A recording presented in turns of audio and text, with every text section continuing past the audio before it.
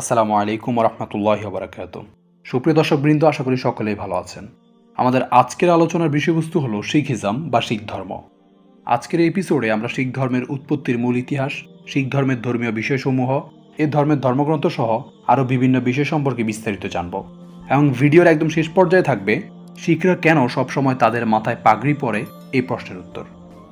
দশক ১৬০০ শতকের দিকে ইউরোপে যখন মার্টিন লুথার ক্যাথলিক কুসংস্কারের বিরুদ্ধে প্রোটেস্ট্যান্ট আন্দোলনে মগ্ন, সে সময় পৃথিবীর অন্য প্রান্তে পাঞ্জাবের মাটিতে গুরু নানক প্রচার করেছেন আরও একটি নতুন জীবন দর্শন। উত্থান ঘটেছে নয়া অনুসারীর, যারা শিখ নামে পরিচিত হয় অদূর ভবিষ্যতে। বর্তমানে পৃথিবীতে শিখ ধর্মের মোট অনুসারী রয়েছে ২,৬০,০০,০০০ মানুষ। লোকজ ধর্ম বাদ দিলে অনুসারীর দিক থেকে এটি পৃথিবীর পঞ্চম সর্ববৃহৎ ধর্ম। শিখ নামে প্রচলিত হলেও এই শব্দটির সঠিক উচ্চারণ হবে শিখ। শিখ ধর্মের অনুসারীদেরকে শিখ বলা হয়। এই শব্দটি সংস্কৃত ভাষা থেকে এসেছে। মূলত সংস্কৃত শিষ্য শব্দ থেকে এই শব্দটি এসেছে। শিষ্য মানে শিক্ষার্থী বা শিক্ষা অনুরাগী।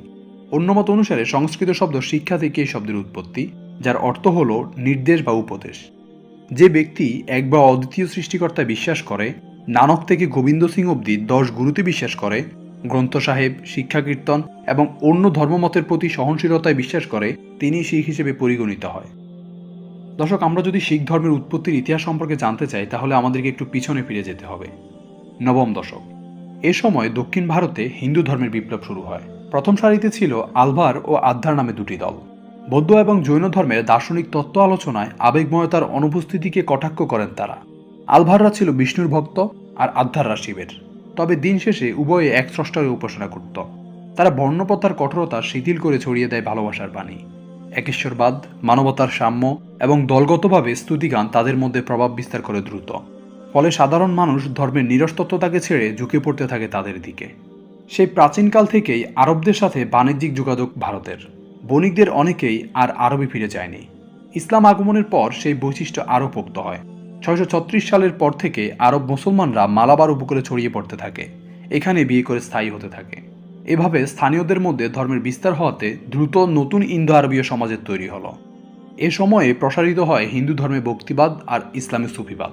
ভক্তিবাদ ছড়িয়ে পড়ে সারা ভারতে। উত্তর ভারতের রামানন্দ থেকে বাংলার চৈতন্য অবধি কবির যেন এগিয়ে যান কয়েক ধাপ সামনে। ঈশ্বরকে পাবার পথ হিসেবে তিনি ভালোবাসার ইচ্ছা সমর্পণের যে ব্যাখ্যা দেন, তাতে মিলিত হয়েছে ইসলাম আর হিন্দু ধর্মের বিশ্বাস। অন্যদিকে মুসলিম সুফিরা তোমরা যেদিকেই ঘুরবে সেদিকেই পাবে আল্লাহকে বাণীতে নিজেদের নিবিষ্ট করে দিলেন। সুফিদের সবচেয়ে তাৎপর্যপূর্ণ ছিল তাদের জীবন পদ্ধতি এবং শ্রেণীহীনতার প্রচার। পাঞ্জাবের আলী মাকদুম হুজরি দানশীলতার কারণে গঞ্জ বক্স বা খোদার কোষাগার বলে খ্যাত হন। শেখ ফরিদ খ্যাত হন গঞ্জ শোকর নামে। খোদাপ্রাপ্তির পথে ভক্ত আর সুফি উভয়ই হাঁটছে যেন একই পথে। ১৩৯৮ সালে তৈমুর লংয়ের আক্রমণে ভারতের সংগঠিত সরকার ব্যবস্থায় একরকম সমাপ্তি আনে। রাজ্যপালরা দিল্লির বিরোধিতা করে নিজেদের স্বাধীনতা ঘোষণা করতে থাকে। বিক্ষিপ্ত ও প্রতিদ্বন্দ্বিতামূলক শাসনের প্রভাব পড়ল জনতার উপর। রাজকোষের স্বার্থে ভারী হয়ে আসতে থাকে করের বোঝা। যতই চাপ বাড়তে থাকলো, ধর্মান্তরিত মানুষেরা ফিরতে থাকে স্বধর্মে।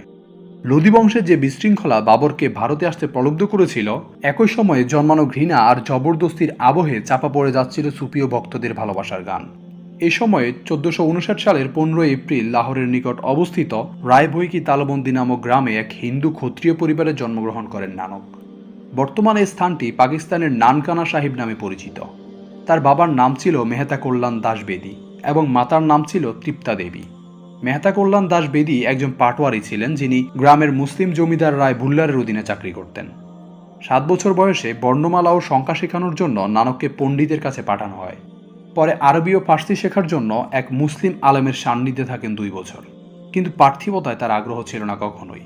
তাই পুণ্যবান ব্যক্তিদের সাথে কিংবা নির্জনে ধ্যানমগ্ন সময় কাটাতে লাগলেন। বলা হয়ে থাকে, একদিন নানক তার মুসলমান বন্ধু মারকানের সঙ্গে বাইন নদীতে স্নান করতে গিয়ে ডুব দিয়ে হারিয়ে যান। অনেক খোঁজাখুঁজি করেও তার কোনো খোঁজ পাওয়া যায়নি। ৩ দিন পর নানক উপস্থিত হয়ে বলেন, আমি ঈশ্বরের দেখা পেয়েছি। তিনি আমাকে তার প্রেরিত গুরু হিসেবে উল্লেখ করেছেন। নানকের এই জাগরণ হয় ১৫০৭ সালের ২০ আগস্ট তারিখে।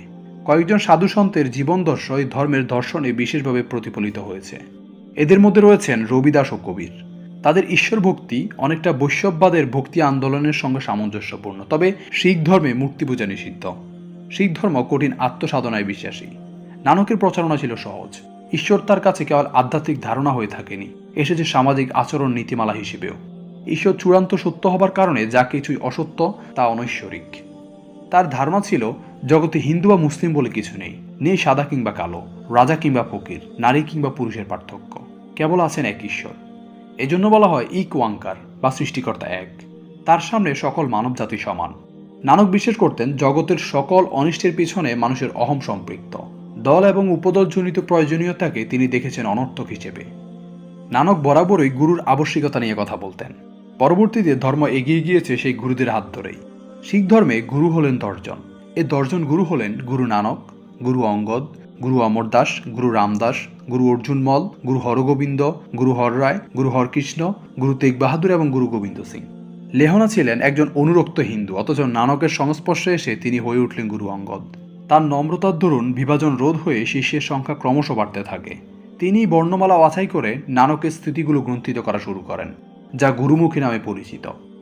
2 ছেলে থাকার পরেও পরবর্তী গুরু হিসেবে মনোনীত করে যান 73 বছর বয়সী শিষ্য অমর দাসকে। শিখদের জন্য বার্ষিক উৎসব, এক বিয়ের প্রচলন, বিধবাদের পুনর্বিবাহের প্রচেষ্টার মতো যুগান্তকারী কিছু পদক্ষেপ নেন অমর দাস। এই গুরুদের মধ্যে পঞ্চম গুরু অর্জুনের জনপ্রিয়তা ছিল তুঙ্গে। ধর্মীয় সম্প্রীতির চিহ্ন হিসেবে লাহোরের সুফি মিয়া মীরকে দিয়ে তিনি হরমন্দির প্রতিষ্ঠা করেন। পূর্ববর্তী লেখা সংকলিত করে স্থাপন করেন অমৃতসরে।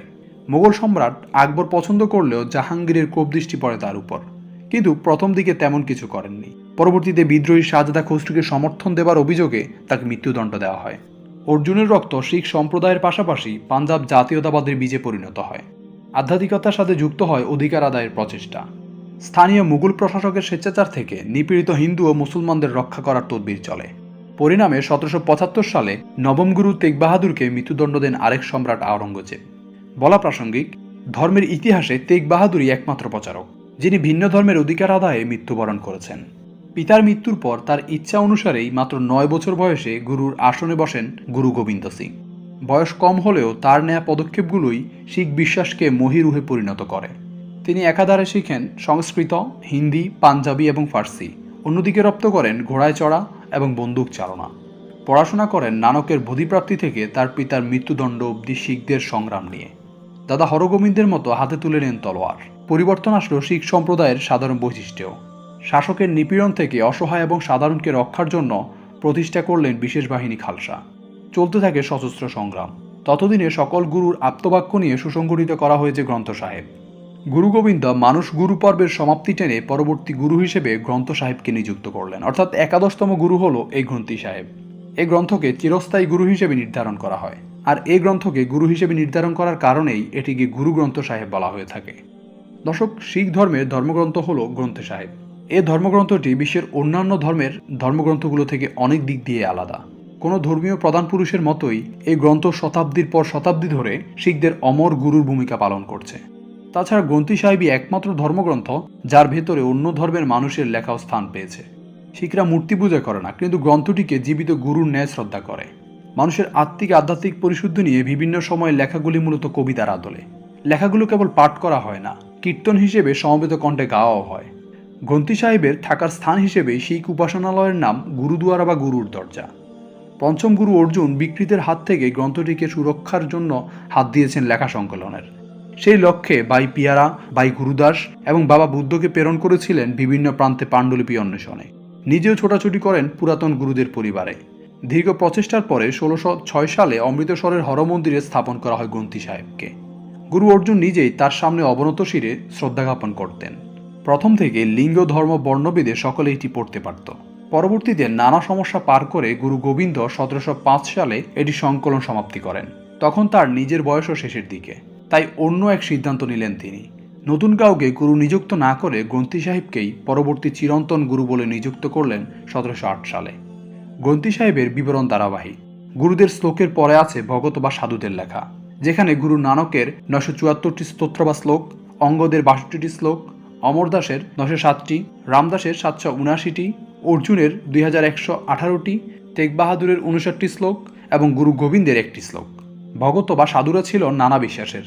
তাদের মধ্যে শেখ ফরিদ এবং শেখ বিখান ছিলেন মুসলমান। কবির ছিলেন ব্রাহ্মণ বংশে জন্ম নিয়ে মুসলিম ঘরে বেড়ে ওঠা। জয়দেব বিখ্যাত সংস্কৃত কবি, রামানন্দ, পরমানন্দ, রবিদাস সহ অনেকেই হিন্দু সাধু। সম্মিলনের এই বৈচিত্র্য গ্রন্থটিকে অন্য অনেক গ্রন্থ থেকে আলাদা করেছে। দর্শক, এতক্ষণ আমরা জানলাম শিখ ধর্মের উৎপত্তি, তাদের ধর্মগুরু এবং ধর্মগ্রন্থ সম্পর্কে। এখন আমরা জানব শিখ ধর্মের কিছু নিয়ম কানুন সম্পর্কে। শিখ ধর্মের দশম গুরু গুরু গোবিন্দ সিং মুঘল বাদশাহ আওরঙ্গজেবের আমলে 1699 সালের 30শে মার্চ পাঞ্জাবের আনন্দপুর নামক স্থানে খালসার প্রবর্তন করেন। উদ্দেশ্য ছিল শিখ জাতিকে একত্রিত করা। একে তিনি আকাল পুরক্ষ দা ফৌজ বা ঈশ্বরের সেনাদল নাম দেন। ঈশ্বরসৃষ্ট মানব হিসেবে সকলকে আশ্রয় দেওয়া, পালন করা, রক্ষা করা এই সেনাদলের কাজ। তিনি ওই দিন প্রথম প্রহরে উৎসবে যোগদানের জন্য অনুসারীদেরকে বিশেষ বার্তা পাঠান। নিষেধ করেন চুল ও দাড়ি কাটার জন্য। নির্ধারিত দিনে প্রচুর মানুষের সমাগম হলো। গুরু খাপ থেকে তরবারি বের করে 5 জন ব্যক্তির জীবন চাইলেন। কিছুক্ষণ দ্বিধাগ্রস্ত থাকার পর রাজি হলো এক ব্যক্তি। তাকে নিয়ে তাঁবুতে প্রবেশ করলেন গুরু। বের হলেন রক্তমাখা তরবারি হাতে। এভাবে পঞ্চম শিকার নিয়ে তাঁবুর ভেতরে ঢুকে বের হবার সময় 5 জনকেই সাথে নিয়ে বেরিয়ে আসলেন। জনসম্মুখে ঘোষণা দিয়ে তাদেরকে খ্যাত করলেন পঞ্জপিয়ারে বা পছন্দের 5 ব্যক্তি নামে। পরবর্তীতে তারাই পরিণত হন শিখ সম্প্রদায়ের মনোযোগের কেন্দ্র খালসা বা বিশুদ্ধ নামে। খালসার দীক্ষা পুনর্জন্মকে চিহ্নিত করে। গুরু গোবিন্দ পরিষ্কার পানিতে কিছুটা চিনি দিলেন, মেশালেন 2 প্রান্ত বিশিষ্ট খঞ্জরের সাহায্যে, দীক্ষিত করলেন মন্ত্রের মাধ্যমে। পুরুষদের নাম পরিবর্তন করে তাদের নামের শেষে সিং পদবি লাগিয়ে দেওয়া হলো। পরবর্তীতে নারীদের দেওয়া হলো কৌর উপাধি। দীক্ষার মধ্য দিয়েই করতে হয় কৃতনাশ, কুলনাশ, ধর্মনাশ এবং কর্মনাশ, অর্থাৎ পূর্ববর্তী পেশা, সম্পর্ক, প্রাথমিক ধর্ম এবং শিখ পরিপন্থী আচার ছেড়ে দিতে হয়। খালসাদের জন্য 5টা প্রতীক চিহ্নিত হয়। এগুলোকে 5 ক নামে ডাকা হয়। এগুলো হলো কেশ, কঙ্গ, কাচ, কড়া এবং কিরপান। নিয়ম হচ্ছে কেশ বা চুল দাড়ি কাটা যাবে না। পরিপাটি রাখার জন্য চুলে একটা কঙ্গ বা চিরুনি বহন করতে হবে। সে সময়ের যোদ্ধাদের মতো হাঁটু অবধি লম্বা প্যান্ট বা কাচ পরতে হবে। ডান কবজিতে একটি লোহার ব্রেসলেট বা কড়া ধারণ করতে হবে। অন্যায়ের বিরুদ্ধে প্রতিবাদের জন্য সর্বদা একটি তলোয়ার বা কিরপান বহন করতে হবে। এই 5টা প্রতীক বা 5টি কয়ের বাইরেও আরও 4টি নিয়ম বা রাহাত রয়েছে। এগুলো হলো কখনোই চুল কাটা যাবে না, মদ্যপান করা যাবে না, শুধু ঝটকা মাংস বা যেখানে এক কোপে প্রাণী বধ করা হয় তা খাওয়া যাবে, এবং কোনো মুসলমান ব্যক্তিকে নিপীড়ন করা যাবে না। এগুলোই হলো শিখ ধর্মের নিয়ম নীতি। দর্শক, এবার চলুন জেনে নেই শিখ ধর্মের ধর্মবিশ্বাস সম্পর্কে। ইসলাম এবং ইহুদি ধর্মের মতোই একেশ্বরবাদ হলো এই ধর্মের প্রধান বিশ্বাস। নানক স্বর্গ, নরক ও কর্মফল বিশ্বাস করতেন। তিনি বলেন, ধর্মাচরণ করলেই সমস্ত পাপ ক্ষয় হয় এবং ঈশ্বরের নাম জপ করে স্বর্গের অধিকারী হওয়া যায়। পশু বলির চেয়ে সত্য ভাষণ ভালো। ওয়াহিগুরুর প্রতি অনুরাগ তীর্থ ভ্রমণ ও ধর্মানুষ্ঠানের চেয়ে শ্রেয়। শিখরা তাদের ঈশ্বরকে ওয়াহিগুরু বলে ডাকে। যেমন আমরা মুসলিমরা বলি আল্লাহ, হিন্দুরা বলে ভগবান, ইহুদিরা বলে জিহবা, ঠিক তেমনইভাবে তারা বলে ওয়াহিগুরু। নানক আরও বলেন, সকল মানুষই ঈশ্বরের সন্তান। কুসংস্কার ও অন্ধবিশ্বাস দিয়ে মানুষ সমাজে ভেদবুদ্ধি সৃষ্টি করেছে। শিখ ধর্ম মতে মানুষের ক্ষতিকর 5টি দিক হল কাম, ক্রোধ, লোভ, মোহ এবং অহংকার। অন্যদিকে এ ধর্মে মানুষের 5টি সদ্গুণ সম্পর্কে বলা হয়, যেগুলো হলো সততা, সন্তোষ, দয়া, নম্রতা ও প্রেম। দর্শক, শিখ ধর্ম 3টি বিশেষ স্তম্ভের উপর প্রতিষ্ঠিত, যেগুলো হলো নামপাজ, নামজপ, কিরাত এবং বান্দচাখো। এখানে নামজপ হলো প্রতিদিন সকালে স্নানের পর ছন্দে ছন্দে মন্ত্র উচ্চারণের মাধ্যমে ওয়াহিগুরুকে স্মরণ করা। কিরাত হলো সৎভাবে জীবিকা অর্জন ও সক্ষমতা অনুযায়ী পরিশ্রম করা। আর বান্দচাখো বা ভাগে চাকো দ্বারা বোঝায় নিজের যা সম্পদ তা সবার সঙ্গে সহভাগ করা। ধর্মপ্রাণ শিখরা সাধারণত সূর্য ওঠার 3 ঘন্টা আগে ঘুম থেকে ওঠেন। স্নান শেষ করার পর ওয়াহিগুরুর আরাধনায় মনোনিবেশ করেন। তাদের মধ্যে সকাল, সন্ধ্যা ও ঘুমাতে যাওয়ার আগে প্রার্থনা করার রীতি প্রচলিত রয়েছে। শিখ ধর্মাবলম্বীরা গুরুদুয়ারায় উপস্থিত হয়েও সমবেত প্রার্থনায় যোগ দেন। গুরুদুয়ারা হলো তাদের ধর্মীয় উপাসনালয়। যেমন আমাদের উপাসনালয়ের নাম হলো মসজিদ, হিন্দুদের মন্দির, খ্রিস্টানদের গির্জা, ইহুদিদের সিনাগগ, আবার বৌদ্ধদের প্যাগোডা। তেমনি শিখদের ধর্মীয় উপাসনালয়কে বলা হয় গুরুদুয়ারা। নারী পুরুষ নির্বিশেষে সবাই এই গুরুদুয়ারায় প্রার্থনায় অংশগ্রহণ করতে পারে। গুরুদুয়ারায় প্রার্থনা স্থানকে বলা হয় দরবার সাহেব। এর 4 দিক দিয়েই ভেতরে প্রবেশের ব্যবস্থা থাকে। ফলে অন্যান্য ধর্মীয় স্থাপত্যের তুলনায় গুরুদুয়ারা ও উপাসনালয়ের প্রবেশদ্বারের সংখ্যা সাধারণত বেশি থাকে। প্রত্যেক গুরুদুয়ারায় হলুদ রঙের পতাকা টাঙানো থাকে। একে বলা হয় নিশান সাহেব। নিশানের 2 দিকে তলোয়ারের ছবি আঁকা থাকে, যা খান্ডা নামে পরিচিত। এই নিশানকে জাগতিক ও আধ্যাত্মিক মিশ্রণের প্রতীক হিসেবে বিবেচনা করা হয়। বাংলাদেশেও রয়েছে শিখদের ধর্মীয় উপাসনালয়। একসময় বাংলাদেশে 18টি গুরুদুয়ারা ছিল, যার মধ্যে এখনও 7টি বর্তমানে অবশিষ্ট রয়েছে। এগুলোর মধ্যে সবচেয়ে বড় এবং সবচেয়ে পরিচিত গুরুদুয়ারাটি হল গুরুদুয়ারা নানক শাহী, যেটি বর্তমানে ঢাকা বিশ্ববিদ্যালয়ের আধুনিক ভাষা ইনস্টিটিউটের ঠিক পশ্চিম পাশে অবস্থিত। প্রচলিত ধারণা অনুযায়ী সম্রাট জাহাঙ্গীরের রাজত্বকালে ষষ্ঠ শিখ গুরু হরগোবিন্দ সিং শিখ পুরোহিত আলমাস্টকে ঢাকায় পাঠান। তারই প্রচেষ্টায় এই গুরুদুয়ারা উপাসনালয়টি নির্মিত হয়। ঐতিহাসিক আহমদ দানির মতে 1847 সালের পর থেকে 60 দশক পর্যন্ত এটি প্রায় পরিত্যক্ত অবস্থায় ছিল। স্বাধীনতা উত্তর বাংলাদেশে এটি আবার সংস্কার করা হয়। এটি ছাড়াও বাংলাদেশের শিখ সম্প্রদায়ের আরও কিছু স্থাপত্য রয়েছে। ঢাকার বাংলা বাজারে অবস্থিত গুরুদুয়ারা গুরু তেগ বাহাদুর আস্তানা, গুরুদুয়ারা নানক কুয়াম, উর্দু বাজারের গুরুদুয়ারা সূত্রাশাহী ও ইংলিশ রোডের গুরুদুয়ারা বাবা মোহন সিং বর্তমানে বিলুপ্ত। ঢাকার বাইরে চট্টগ্রামের চকবাজার শিখ মন্দির, পাহাড়তলী শিখ মন্দির, ময়মনসিংহের এবি গুহ রোডের গুরু নানক মন্দির অন্যতম। সিলেটের গুরুদুয়ারা সাহেব এখন পরিত্যক্ত অবস্থায় রয়েছে। এতগুলো গুরুদুয়ারা থাকার ফলে সহজে অনুমান করা যায় যে বাংলাদেশেও শিখদের বসবাস রয়েছে। বাংলাদেশে কতজন শিখ বসবাস করে তা নিশ্চিতভাবে বলা যায় না, তবে 2018 সালের একটি রিপোর্ট অনুযায়ী বলা হয় বাংলাদেশে প্রায় 23,000 শিখ ধর্মাবলম্বী বসবাস করে। দর্শক, আমরা সকলেই জানি যে প্রত্যেক ধর্মেরই কিছু ধর্মীয় উৎসব থাকে, যেমন মুসলিমদের দুই ঈদ, হিন্দুদের বিভিন্ন পূজা, খ্রিস্টানদের বড়দিন, ইহুদিদের রোশ হাসানা, হানুক্কা সহ নানান উৎসব পালিত হয়ে থাকে। ঠিক একইভাবে শিখ ধর্মেরও কিছু উৎসব পালন করতে দেখা যায়। যদিও গুরু নানক এই ধরনের অনুষ্ঠানকে বর্জন করতে বলেছেন, তথাপি তারা কিছু উৎসব পালন করে থাকে। তাদের আদিগ্রন্থের মূল কথা হল যোগ সাধনা, পূজানুষ্ঠান, কৃচ্ছ সাধন অর্থাৎ দীর্ঘ প্রার্থনাও নয়, বরং এই প্রলোভনে ভরা জগতে পবিত্র জীবনী ধর্ম। গুরুকে ভালোবাসবে, সব মানুষকে সমান ভাববে, সবার জন্য থাকবে সমবেদনা, কোনো গর্ব নয়, অহংকার নয়, বিনয় ব্যবহারে এই ধর্ম পালিত হবে। তবে পরবর্তীকালে শিখ ধর্মাবলম্বীরা নিজেদের সৃষ্ট কিছু উৎসব পালন করা শুরু করে দেন, যেগুলো হলো গুরুপর্ব, বৈশাখী এবং হলা মহলা। এখানে গুরুপর্ব হলো সকল শিখ গুরুর জন্মদিনে গুরুদুয়ারায় গুরুর নামে উৎসব পালন করা। তবে গুরু নানক এবং গুরু গোবিন্দ সিংয়ের গুরুপর্ব উৎসব সব গুরুদুয়ারায় বিশেষভাবে পালিত হয়। দ্বিতীয় উৎসবটি হলো বৈশাখী। দশম গুরু গোবিন্দ সিংয়ের খালসা প্রবর্তনের দিন হিসেবে বৈশাখী উৎসব পালিত হয়। এবং সর্বশেষটি হলো হলা মহলা। হিন্দুদের হোলি উৎসবের একদিন পর পাঞ্জাবের আনন্দপুরে খালসারা একত্রিত হয়ে তাদের নানাবিধ কলাকৌশল প্রদর্শন করেন। এটি হলো হলা মহলা। দর্শক, এ ছিল শিখ ধর্মের ধর্মীয় উৎসব। শিখ ধর্মের প্রধান তীর্থস্থান হল অমৃতসর। শিখ সম্প্রদায়ের চতুর্থ গুরু রামদাস চক রামদাস নামে একটি নগর প্রতিষ্ঠা করেন। পরবর্তী সময়ে এর নামকরণ হয় অমৃতসর। এই অমৃতসরে শিখদের প্রধান তীর্থস্থান স্বর্ণ মন্দির বা হরি মন্দির অবস্থিত। গুরু অর্জুন দেব এই মন্দির প্রতিষ্ঠা করেন। দর্শক, এতক্ষণ ধরে আমরা জানার চেষ্টা করলাম শিখ ধর্মের সম্পূর্ণ ইতিহাস সম্পর্কে। আশা করি আপনারা শিখ ধর্মের মূল বিষয়গুলো ভালোভাবে বুঝতে পেরেছেন। যদি কোনো কিছু বুঝতে অসুবিধা হয় বা কোনো কিছু জানার থাকে তাহলে কমেন্ট করে রাখতে পারেন। দর্শক, এবার আসা যাক শিখরা কেন সবসময় তাদের মাথায় পাগড়ি পরে এই প্রশ্নের উত্তরে। আসলে শিখ ধর্মাবলম্বীদের চিনতে খুব বেশি একটা অসুবিধা হয় না তাদের স্বতন্ত্র পাগড়ির কারণে। এই পাগড়িকে তারা খুবই গুরুত্ব দেন, এটা বোঝাই যায়। কখনো এমন হয় না যে তারা পাগড়ি খুলে হাঁটছেন জনসম্মুখে। এর পিছনেও কিছু কারণ রয়েছে। মূলত গুরু নানকের পর থেকে প্রত্যেক শিখ গুরুই পাগড়ি পরা শুরু করেন। শিখদের দশম গুরু গুরু গোবিন্দ সিং পাগড়ি পরাকে রীতি হিসেবে প্রচলন করেন। এই পাগড়ি শুধু চুলকে রক্ষাই করে না, এটি শিখদের সাম্যবাদের প্রতীক এবং শিখ ধর্মাবলম্বীদের বিশেষ স্বকীয়তা। 1699 সালে পাঞ্জাবের আনন্দপুরে গুরু গোবিন্দ সিং বৈশাখী উৎসবে তার সকল অনুসারীদেরকে ডেকেছিলেন। আর এই উৎসবেই শিখ ধর্মের 5টি মূলনীতি দেওয়া হয়, যেগুলো হলো কেশ, কঙ্গ, কাচ, কড়া এবং কিরপান। আর এগুলোই 5 ক নামে খ্যাত। এখানকার মধ্য হতে কাচ দ্বারা বোঝানো হয় হাঁটু অবধি লম্বা অন্তর্বাস ও মাথায় পাগড়ি পরিধান করাকে। এই সম্মেলন থেকেই পাগড়ি পরার ব্যাপারটি সর্বস্তরের শিখদের মধ্যে গুরুত্ব পায়। প্রথম দিকে উচ্চবংশীয় এবং উঁচু মর্যাদা সম্পন্ন শিখরাই কেবল পাগড়ি পরতেন। যারা পাগড়ি পরতেন তাদেরকে বলা হতো সর্দার। গুরু গোবিন্দ সিং সাম্যবাদ প্রচলনের ইচ্ছায় সকল শিখকে সর্দার ঘোষণা করলেন এবং সবার জন্য পাগড়ি পরার রীতি চালু করলেন। প্রত্যেক শিখের নামের শেষে সিং এবং কাউর পদবি ব্যবহার করার ব্যাপারটাও ঠিক করে দিলেন। সকল শিখকে সমান মর্যাদা দেওয়ার জন্য এই ব্যবস্থা। শিখরা সাধারণত চুল কাটেন না। শুধু তাই নয়, তারা দাড়ি কিংবা শরীরের কোনো প্রাকৃতিক চুলের উপর কাঁচি চালান না। এটাকে তারা সৃষ্টিকর্তার ইচ্ছার প্রতি বিশ্বাস বলে মনে করেন।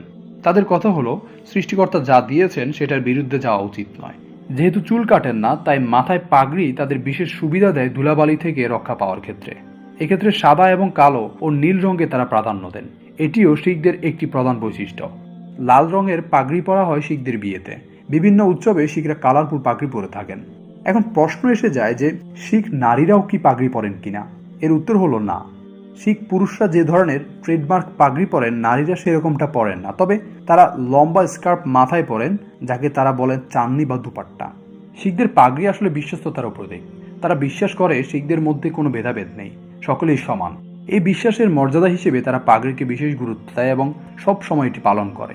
সবচেয়ে গুরুত্বপূর্ণ ব্যাপার হলো শিখদের কাছে পাগড়ি খুবই সম্মানের ব্যাপার। আপনি যদি কোনো শিখ ধর্মাবলম্বী ব্যক্তির সাথে পরিচিত হতে চান এবং প্রথম দেখায় তার পাগড়ি নিয়ে অস্বস্তিকর কোনো প্রশ্ন করেন, তাহলে কখনোই তারা এটিকে ইতিবাচকভাবে নেবে না। শিখদের কাছে পাগড়ি রক্ষা তাদের ধর্ম রক্ষার মতোই গুরুত্বপূর্ণ ব্যাপার। তো দর্শক, বলতে বলতে আমরা ভিডিওর একদম শেষ পর্যায়ে চলে এসেছি। আশা করি আপনারা শিখ ধর্ম সম্পর্কে এখন অনেক কিছুই জানতে পেরেছেন এবং বুঝতে পেরেছেন। পরবর্তী ভিডিও দেখার আগ পর্যন্ত এখানেই বিদায় নিচ্ছি। কথা হবে পরবর্তী ভিডিওতে। সে পর্যন্ত সবাই ভালো থাকুন, সুস্থ থাকুন এবং আমাদের চ্যানেলের সাথেই থাকুন।